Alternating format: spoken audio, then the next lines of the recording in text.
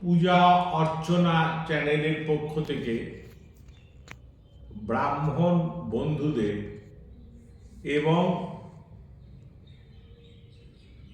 যারা নির্যাতিত হচ্ছেন সেই যজমানগণের উদ্দেশ্যে আমাদের নিবেদন, স্বস্তি বাচন। স্বস্তি বাচন পুজোর প্রথম দিকের একটা অংশ। সুযুক্ত অস্তি, স্বস্তি। বাচন অর্থাৎ মৌখিক প্রয়োগ, বাচন। স্বস্তি, মঙ্গল হোক, কল্যাণ হোক।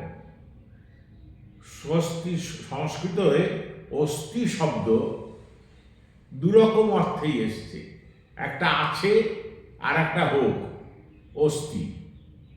সুযুক্ত অস্তি, স্বস্তি। এই আপনারা জানেন যে মনসা দেবীর পুত্র আস্তিক্য মুনি, জরৎকারু মুনির পুত্র আস্তিক্য মুনি, এনার জন্ম হয়েছিল নাদ ব্রহ্মের দ্বারা। জরৎকারু মুনি চলে যাচ্ছিলেন, মনসা দেবী জিজ্ঞাসা করলেন যে আপনি যে পুত্র উৎপাদনের সংকল্প নিয়েছিলেন সেটা কি করে হবে? তো ওই দৌড়ে ছুটে চলে যেতে যেতে অস্তি অস্তি অস্তি এই 3 বার তিনি উচ্চারণ করেছিলেন। সেই অস্তি নাদ, সেই নাদ এসে মনসা দেবীর গর্ভে প্রবেশ করে গেছিল। সেই অস্থি নাদের প্রবিষ্ট হওয়ার ফলে যে মুনির জন্ম হয়েছিল, যে পুত্রের জন্ম হয়েছিল, তার নাম আস্তিক্য, আস্তিক্য মুনি। স্বস্তিবাচন একটা পূজার প্রাথমিক এবং অপরিহার্য অঙ্গ। এই স্বস্তিবাচন না করলে কোন রকম মঙ্গল কল্যাণ সম্পাদিত হয় না। ব্রাহ্মণগণ স্বস্তিবাচন করবেন। এই স্বস্তিবাচনের কথা শুধু স্মৃতিশাস্ত্রে কেন, বেদব্যাস প্রণীত 18টা পুরাণে, সব পুরাণের ভেতর লেখা আছে। নন্দ রাজা ভগবান শ্রীকৃষ্ণের জন্মের পর বসুদেব যখন দিয়ে যান এনাদের, নন্দ বলরামের, নন্দরাজা বলরাম শ্রীকৃষ্ণের নামকরণের সময় কেবল স্বস্তিবাচন করে নামকরণ করেছিলেন। গর্গ মুনি, গর্গ বলেছিলেন গোশালার ভেতর, কারণ কংস টের পেয়ে যাবে তো, গোশালার ভেতর সেখানে গিয়ে শুধু স্বস্তিবাচন করে নাম করে দিয়েছিলেন, নামকরণ ক্রিয়া সম্পাদিত হয়েছিল।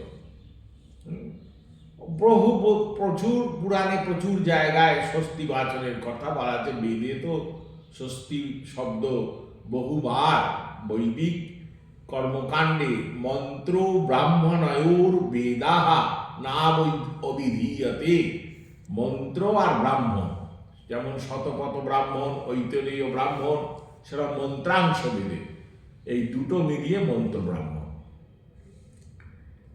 স্বস্তিবাচনের ভেতরে আমরা প্রত্যক্ষভাবে প্রবেশ করে যাচ্ছি। স্বস্তিবাচনিকে কার্যে গৃহীত্বা নবতণ্ডুলান ত্রয়ং চিত্তা ত্রয়ং চিত্তা ত্রয়ং চিত্তা জপের বুধ। এর আবার পাঠান্তর আছে একটা। কেউ কেউ বলছেন স্বস্তিবাচনিকে কার্যে গৃহীত্বা নবতণ্ডুলান ত্রয়ং কৃত্তা ত্রয়ং কৃত্তা ত্রয়ং ক্ষিপ্তা ছিপের বুধ কুমারীর স্বামী ভট্টধৃত জয়ন্ত স্বামীর বচন। কিন্তু প্রথমটাই বেশি ঠিক। স্বস্তিবাচন করার জন্যে 9টা চাল নিতে হয়।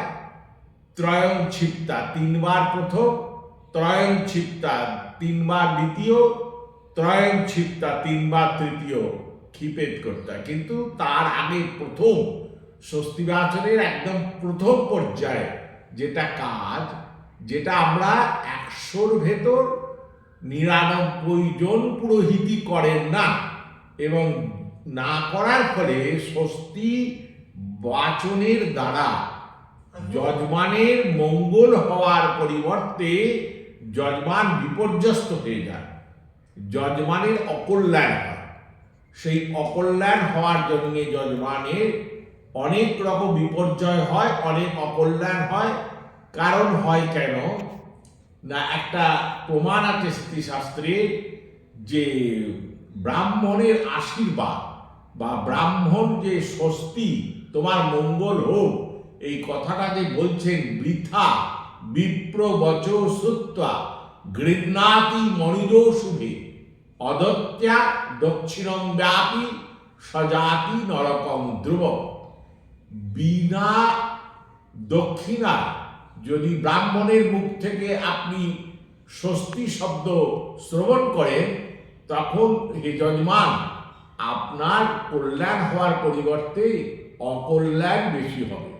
তাই জন্য প্রথম কি শর্ত হচ্ছে স্বস্তি বাচন করার, না সেইখানে এই কুমারীর স্বামী তার কুমারীর ভট্টের জয়ন্ত স্বামী ধৃত যে বচন বলছে, অর্চিতা ব্রাহ্মণা সম্যক গন্ধমাল্যই সদক্ষিণই তিষ্ঠেয়ু প্রাণমুখা যুগ্মা বক্তার দর্ভপানে তিষ্ঠেদ বাচয়িত্তা তেষাং দক্ষিণস্যাদ উদম্মুখ পুণ্যাহ স্বস্তি বৃদ্ধিঞ্চ ভবৎপূর্বং ব্রুবন্তি। প্রথমেই বলছে যে অর্চিতা, আমরা এই দুটো পংক্তি, দুটো লাইন আজকে ব্যাখ্যা করব, না তো অনেক বড় ভিডিও চলে আসছে, পরপর পুরো শ্লোকটাকে ব্যাখ্যা করে দেব। অর্চিতা ব্রাহ্মণা সম্যক গন্ধমাল্যই সদীক্ষিণই তিষ্ঠেয়ু প্রাণমুখা যুগ্মা বক্তার দর্ভপানয়। পূর্ব দিকে মুখ করে বসে থাকবেন ব্রাহ্মণগণ, দর্ভপাণী হয়ে তারা কুশহস্ত হয়ে বসবে, এবং সেই ব্রাহ্মণদের আগে পুজো করতে হবে গন্ধ মাল্য দক্ষিণা বস্ত্র ইত্যাদির দ্বারা। করার পর তাদের কাছে স্বস্তিম ভবন্ত ব্রুবন্তু পুণ্যাহং ভবন্ত ব্রুবন্তু, আপনারা দয়া করে বলুন স্বস্তি, আপনারা দয়া করে বলুন আজকের দিনটা পুণ্যাহ হোক, আপনারা দয়া করে বলুন ঋদ্ধি হোক। এইরকম ভাবে প্রার্থনা করতে হবে, কিন্তু আগে ব্রাহ্মণকে পূজা করতে হবে। সেই ব্রাহ্মণগণ পূর্বমুখে হয়ে বসবেন, আর যিনি স্বস্তিবাচন শ্রবণ করবেন যজমান, তিনি উত্তর মুখে বসবেন। ব্রাহ্মণদের পূজা না করে যদি তার মুখ থেকে আপনি স্বস্তিবাচন শোনেন, সেটা ভয়ঙ্কর বিপর্যয়ের ব্যাপার হবে।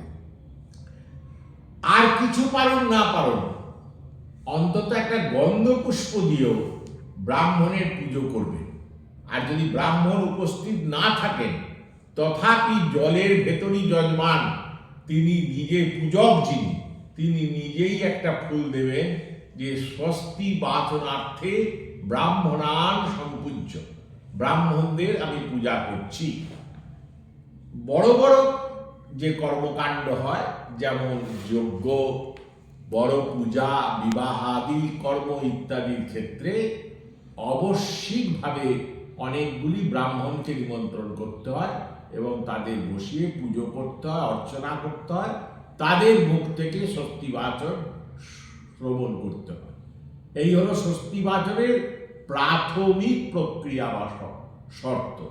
পরের শ্লোকগুলো আবার অন্য ভিডিওতে আমি ব্যাখ্যা করছি। জয় গুরু, জয় শ্রী সীতারাম।